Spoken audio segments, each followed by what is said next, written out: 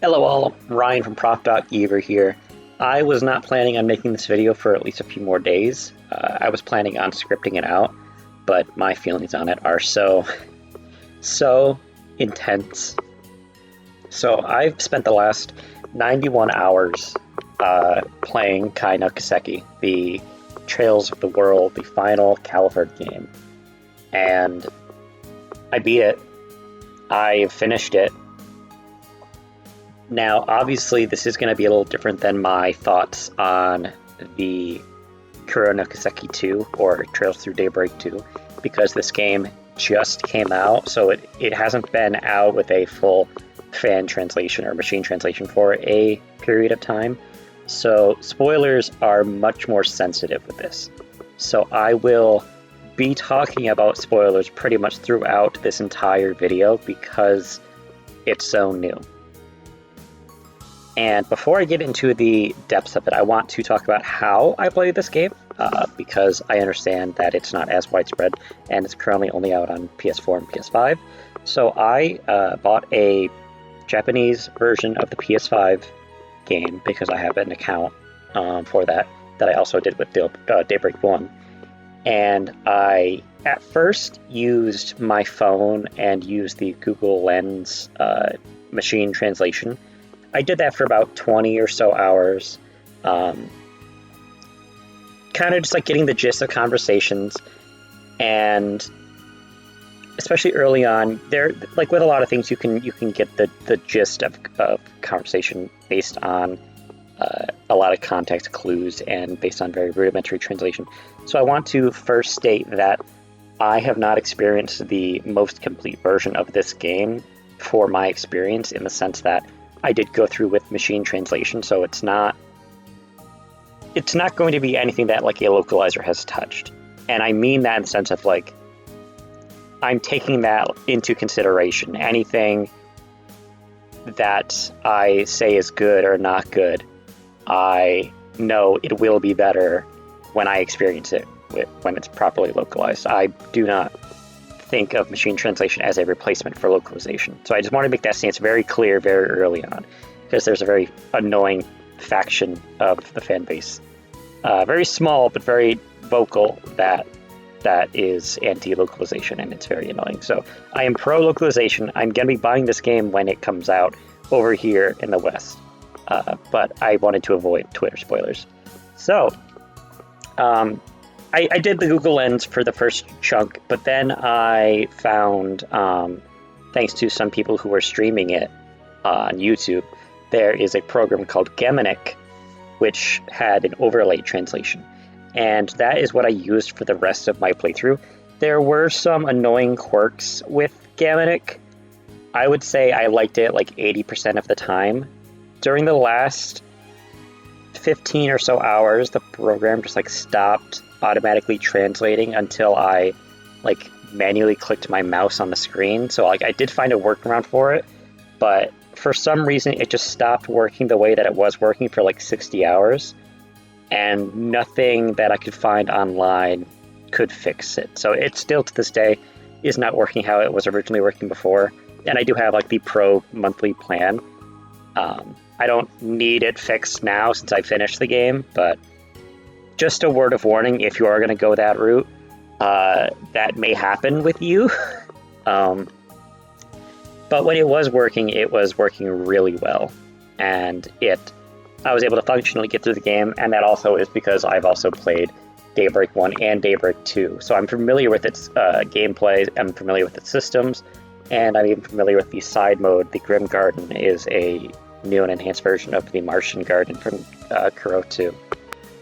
And I guess that's a good segue point to talk about the gameplay, because I want to talk about my feelings on this game and how my feelings have progressed from Daybreak 1 to Daybreak 2 to Kai. And let's start with gameplay. I think this is the best game in the trilogy, gameplay-wise.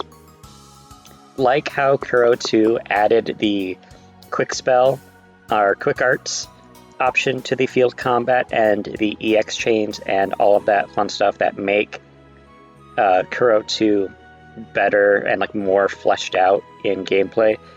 Kai does that to Kuro 2. There are new gameplay mechanics that are added on top of everything else, and it's going to be harder going back to Kuro 2 without having the ZOC, which is like a time stop function you have that you build up and you slow down time like crazy, so you can get these really cool combos. Or the Awakening, which is if you use the on PlayStation, you hold the right trigger to where you would normally do like your shard search. If you hold it, that's what makes the time stop, kind of like a chaos control kind of situation. But if you click both sticks in, then you do an Awakening. For characters that have that ability, it's not every character, you enter a greatly strengthened state of combat that uses your boost gauge as your timer. And I use this solely for Van, because in Marching Garden and in certain story sequences, you can play as Grendel in the action combat, which is insane that they haven't done that before. So I love doing that. The trick, though, because you can waste it if you use your Awakening before you kill all of the enemies that are around you, enter the field combat. So pull up your shard. Then you can preserve what little, because once you enter the Awakening, the only way you leave it is when your boost goes to 0 or you enter field combat. So you can get a lot of really good damage in and then enter field combat to save the rest of your boost. So that's really good. But characters that can awaken are Van, who turns into Grendel, but you unlock that a little bit into the story. It doesn't do it immediately. Reen has his spirit unification. Shizuna has her spirit unification. Who else has one? It's not a lot of characters, but it's not a like huge gameplay aspect, so it's just like a little cherry on top. The other aspect that was refined was the EX chains, where instead of switching to the character when you do a perfect dodge, you have them do a support attack. So you stay the same character, which I prefer, because I tend to like to play specific characters, and choosing to swap a character when I'm not ready for that has like messed me up in Kuro 2. So I like how they do it here. It is really well done. And the command battle combat is, I would say it's as good as Daybreak 1 and Daybreak 2. There's nothing they really needed to fix. It's as good. And once again, we're starting off at low level, so we're not continuing off at level like 50 like previous Trails games do, which is fine. So you are kind of like building yourself back up, but you are like, you start stronger than when you started Kuro 2 and Kuro 1. So that is also nice. The one aspect of gameplay that, also in command battles, if you boost twice, the ZOC, I don't know what it's going to be called, like what the full name stands for. I didn't like look that far, but it's ZOC, and it's an acronym, or it's a, anyway, you can use that to gain another turn in battle, and it's really good. And you can use it to immediately cast art. So like you could boost twice, set your art, and then immediately you'll cast it afterwards if you don't have the like 0 arts AT bonus up.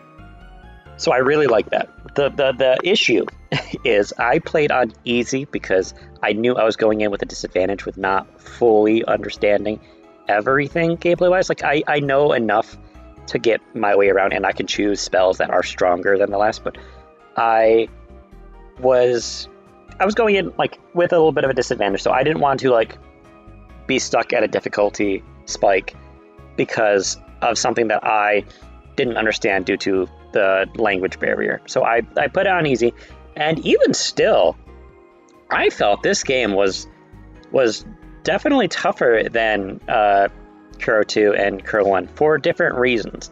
Kuro 2 is very good at having enemies that just hit like trucks. So if you manage shields, like if you have like Reset or Agnes manage shields, you're pretty fine unless you get like taken over coverage. Kai is different, where they do have enemies that hit like trucks. Like there are some bosses that just do a shit ton of damage, especially near the end. The ZOC, that enemies can also do, they can do, and they will do it a lot, and they will abuse it a lot. So there were many times when I was having boss fights, like kind of near the end of the game, where I would just be sitting there and be like, can I have a turn? You've had like 7 turns in a row. And then like, especially if there's more than one enemy on the field that's doing it, because they will, the first enemy will like use the ZOC, get their attacks in, build up like an S-craft. Then a second enemy that's like waiting in the wings will start to then do theirs. And then the first one's like resting while the second one's doing it. So it can get really hectic really fast. And there were quite a few times where like my entire party was wiped, and I'm someone who was grinding. By the time I finished the game, I was level 75. In like the last 3 like major big fights, I had like one with like 1 character left. It was nuts, and that's on easy. So I can't even imagine what that's going to be like on hard. I can't imagine what the final boss is going to be like on hard, or even beyond, or even like the fight right before the final boss. So that's my thoughts on gameplay. I like it a lot. I think mechanically it's my favorite Trails game. The Brave Orders I didn't even really mention because I didn't really start to use them unless... So Brave Orders are interesting. I typically did not use them that much in Reverie and Cold Steel as it stands. Like I did a little bit, but I just felt boost was too important. Obviously there are situations where you have enough boost to be able to do that. But I really did not use them that much until I got like midway through the game and specific enemies had boosts of, or if they would have Brave Orders that would be like negate up to 300% of magic damage, or make all physical damage do 0.01% of its normal damage. Those ones I'm like, okay, I have to do a Brave Order here, or else this is going to be a 5,000 times longer battle. So after that point, it was when I started like using them a bit more fruitfully. But that is basically it for my ideas on gameplay changes. I really like all the new characters that came in. Swin is still a fraud. That's never going to change in my mind. Swin is still a fraud. But Nadia is really good. Rufus is really good. Kevin's really good. Reen is really, really, really fun. Crow's really fun. Altina and Fee I didn't really play of as much, because as soon as you put Reen in front of me, that I'm gaming. But next I want to quickly talk about music, because this soundtrack bangs. It does. One thing that I wish Kuro 2 did more was have a bit more of an extensive soundtrack, because a lot of its soundtrack was reused from Daybreak 1, and they're good songs. But a lot of songs from Daybreak 1 kind of reprise themselves. And Daybreak and Kai does have its fair share of like reused Daybreak and Daybreak 2 songs. I'm gonna use the English and Japanese names interchangeably, don't mind that. But there's more original songs here, and like what I would say is like a full game's worth of original songs. So like I feel a lot better, and you hear them a lot more frequently, and it's really good. I really like it, and I just have to make a special mention of the final boss theme. It is insane. It is the most Xenosaga ass song. And speaking of Xenosaga, lots of that here. I guess I'll go into story stuff. So I really liked the story of this game. I liked how it was paced. I liked how it came through. And for people who were concerned about the Act 3 pacing from Kuro 2 carrying over, I personally did not have as big of an issue with that act as many people did, but I will say people who feel that way will most likely not be feeling that way about Kai. Stuff is happening in Kai a lot. The beginning is a little slow, but that's like a beginning of an RPG. Like, especially getting back to used to, reintegrating with the Thor's group and Kevin group. Like all of this, I think was great at reestablishing these characters who've been kind of out of the spotlight for a little bit, or for Reen's case, out of the spotlight for 2 seconds. And I was slightly concerned about the route structure, because Reverie also had the route structure, and there are times when you want to just get back to one storyline so bad, and then you have to go through like stories that you may not be as initially invested in to get back to that. I personally was invested the whole way through, and there were definitely points where I'm like, I want to see what happens here more. But when I went to the next route, I'm like, oh wait, there's something here that I want to follow up on too. So I really liked how they paced the story. And even though it took me like 91 hours to get through the game, I was doing a lot of like side stuff with Grim Garden, and I did as many side quests as I could feasibly possibly do. Now that all of that is said, I'm going to give like a double spoiler warning because I'm going to be talking about like actually deep things that have happened in this story. And I'm not going to do a full like what happened in the story because I'm going to be doing that for like its own separate video. But I just need to react to things that happen. So there are two kind of like, well, not two. There are many stories that are going on here. The first is the story of Van and the rest of the Arkwright Solutions office investigating events that are happening in Edith, that are happening with this cult that are kind of spawning, called the AD or Alter Dawn, and it uses the same 3-dot symbols that the DG cult from Crossbell do. And that is currently being like the main face of an antagonist you have is Ixis from the last game, the one half of Ouroboros, Enforcer number 20. And here's a really cool story here about Yorda sort of defecting from her brother's ideology because he's going like way off the deep end, and she can't. By the end of the story, she's becoming sort of like a temporary Arkwright Solutions member, kind of in the way that she's gonna kind of signs herself up in. And it's a really cool story, and I did not expect her to be playable when I was finishing up Kuro 2. So it's really cool that she is in it. It's a really cool dynamic they have, and they have like a little side mission where they go out and do a force brig together, just her and Van. And she does like, she's not there all the way through the game. She like appears in that one section, and then near the end of the game she becomes a member until the end. But it was really well appreciated. It reminds me a lot of Ren's storyline. But they are dealing with this cult, and then it comes to be that they are also fighting against these masked soldiers called remnants, or like the residue, the revenant kind of deal. The machine translation was a little bit confused sometimes, but it most consistently stuck on remnant. And they are color coordinated masked people who turn out to be people who had previously died as a result of Genesis action. Like the first one that is fully unmasked is Giacomo from Daybreak 1, like the informant who is like the spiral to all of the story. Like his death is what really sets Van and Agnes on their journey for the Genesis. And so he is the like blue unit. And I think it's hilarious that pretty much everyone online who's like played the game or has seen online refers to him exclusively just as Taco Man, just because he liked tacos in Daybreak 1. Just because there was not a lot of, you didn't see him a lot before, so like of the two things you know about him, you know that he's like a betrayer and also he likes tacos, so just Taco Man. Other ones include Olympia and Ariosh from Daybreak 1, which is interesting because in Daybreak 1 you have a choice to spare Olympia. These are the Almada executives who were previously wardens of the garden. And there is like a kind of choose your own adventure style choice with sparing Olympia or killing her. And so there is like, this is kind of paying tribute to that, the fact that this is the result or not of that.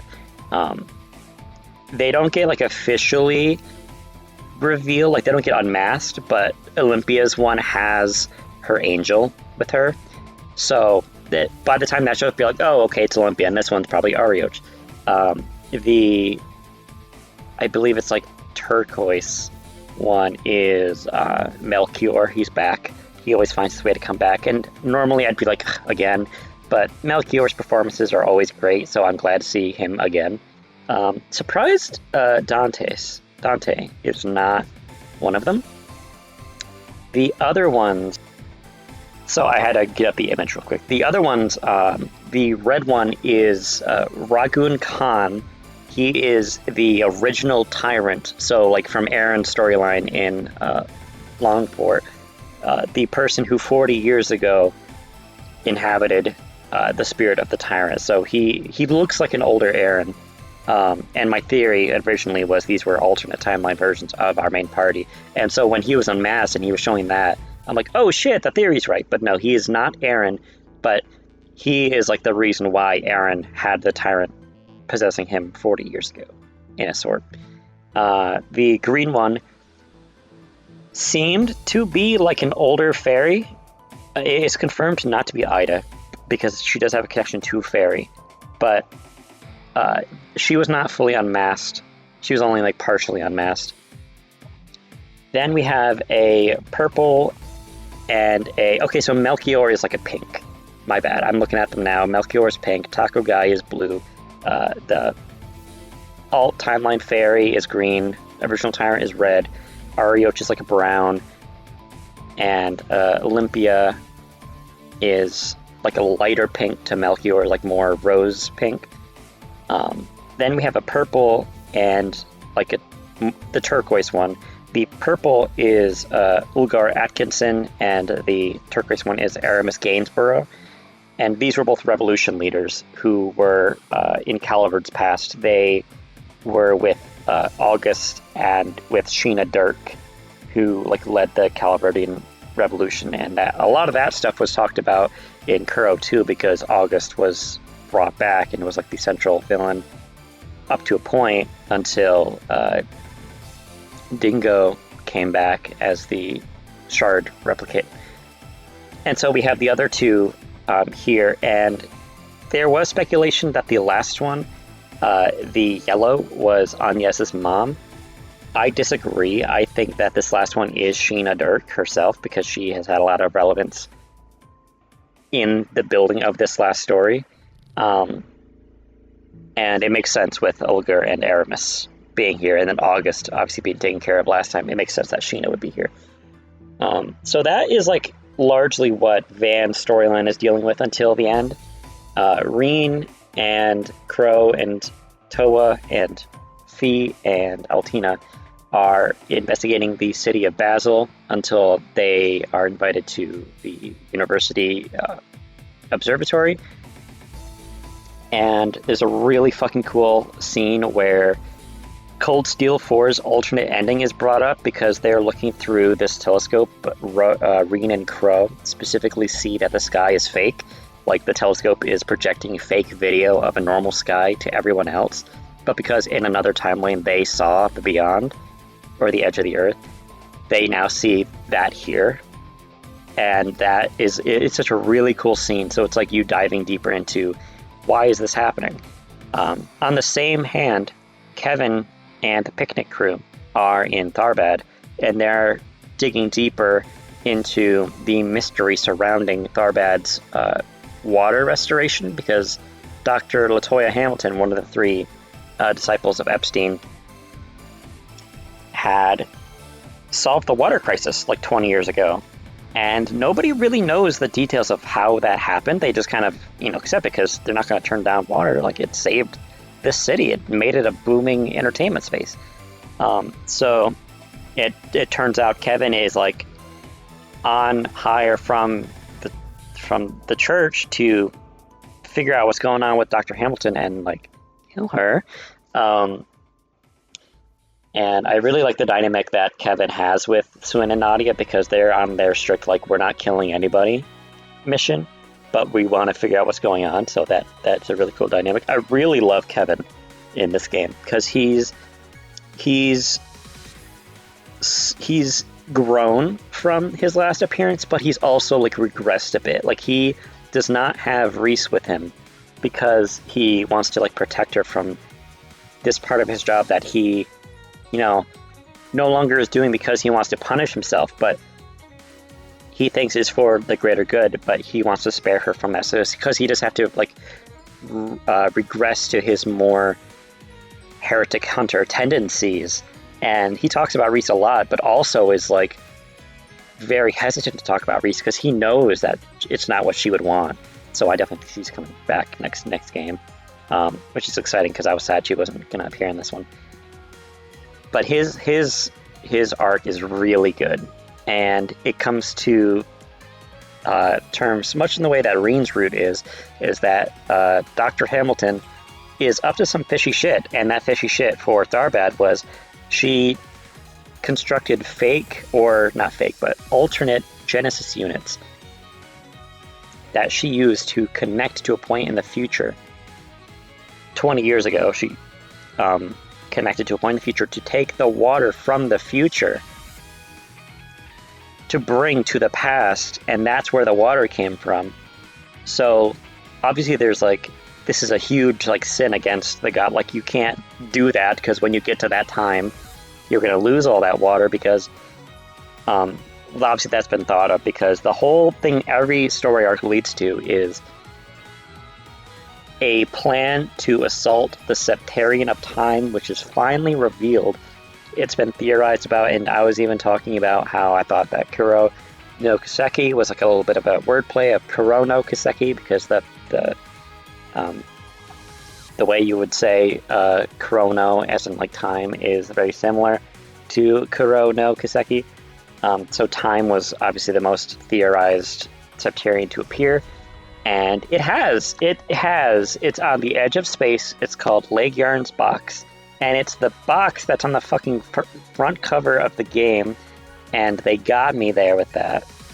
And come to find out, the entire story is like building around this manned spaceflight with Hermes from the previous two games being the pilot of the AF Excalibur, and externally and to the public, this project is known as Project Startaker, to show mankind's advancement into the sciences. Behind closed doors, we come to find out this project is actually supposed to be called Project Levitain, which is a weapon that Loki uses in Norse mythology to attack the rooster on top of the world tree. So, like, the symbology of having the sword Excalibur to be shot out into space, into this fake sky, it's trying to destroy the Septarian of Time. And this is because the Septarian of Time is programmed to reset the universe every 1200 or so years, and when humanity achieves spaceflight, it accelerates that time. So the plan is that it was going to reset time by itself if nobody interacted with it within like a month or two's time. So President Gramhart, Agnes's father, has been working with Dr. Hamilton to try to destroy the Septarian before that countdown happens. And Dr. Hamilton is like also working outside of that plan for when that plan fails, because she knows that's going to fail. So she works with Agnes since the beginning of the game in a really cool twist to basically, since Emilia fails, she gets blasted by the Septarian of Time. Also gets turned into a stone artifact inside the Excalibur, which is the same artifact that Kevin saw in Sky the Third from Calvard. So like that statue before was evidence that they had gotten that far in the previous timeline, because yes, we were in like a multiple loop situation. We were in loop 19,999, and it's nuts. And so Agnes uses the 8 Genesis units because of her bloodline, the Claudel bloodline. She has the ability to hack into the Septarian of Time and basically load a save state is the end result of this. She loads a save state of a time before the beginning of Kuro no Kiseki 1, Daybreak 1, but she's removed from the timeline. And that's like the ending credits, like what's happening. Interesting things of note with all of this is Campanella is aware of the time resets, and he even made mention that he's excited that the plan finally worked for once. So like we're getting into new territory. We're going into loop 20,000, and if you finish all of the Grim Garden content, you face off against Professor F. Novartis, which we finally get what the F stands for. It's Furio, and we learn that in a pretty like interestingly tragic scene, we learn he's dealing with a lot of shit of believing that he's Epstein's only disciple, but obviously in this timeline, he's not. He's not even one of his disciples. He's just Venerable Ouroboros. But it turns out that he was Epstein's only disciple in the 19,998 loop. And then you have a boss fight against him. And then you actually meet the Grandmaster, which I think it's funny that, again, she's on the front cover, but she's only in the game for like 2 minutes. Really cool scene, though. There's going to be more with her, obviously. Yeah, I want to see what happens next. There's so much about the story that had me like jaw to the floor. Renee Kincaid is the White Grendel. I need to hear more about this, and obviously that's going to be followed up on because that's insane. I was thinking we were going to be killing Agnes due to that, but she did that herself. So yeah, a lot of the game was not what I expected in a good way. The overall result is kind of what I expected, and that's not a bad thing because everything was... It's not a bad thing to be predictable when you're setting up things. So I'm very, very impressed with it, and it's become my new favorite game in the series. Everything mechanically works. The side content is so much neater. You don't have to do like the 7 extra floors after you beat the game to get the special scene. I did it before the final boss. You can do it. You can do everything before the final boss. One thing of note, I also want to mention, make sure you are working with multiple saves at the final area, because if you get to the point where there is like a mid cutscene save, like chapter end, if you want to experience anything with the game, you'll have to start over if you have that as your only save. So as soon as you enter like the last dungeon, just like keep a backup save, just so you can access if there's anything you want to, or if there's like an update down the road that adds story stuff. I didn't experience that, but I heard someone on Twitter did, so be wise. That's about it. I wanted to not have this be an hour long. Those are my thoughts. It's a really, really cool story. It's building up so much. So much of this game builds off of the entire series, and characters that I'm definitely expecting to see moving forward. I think Lloyd and Kia will show up in the next game. I think McBurn is showing up in the next game. He was talked about so much. Holy shit. I want to see more from Simeon. He was a really cool enforcer. I feel like Ulrika didn't do a whole lot. She was cute. But Simeon was definitely the more focused. We did learn that the 5th Enforcer and I think it's 12th Enforcer were working with Harwood, and they were doing stuff while he was like away for most of this game. And the 5th Enforcer is like an unmotivated older man, and the 12th Enforcer is a woman who fights in an Eastern like martial arts style. So yeah, there's definitely more seeds to be planted. We still don't know anything about the first Anguis. And like we didn't get introduced to any new Anguisses, but it was nice to have like a fight against Novartis finally.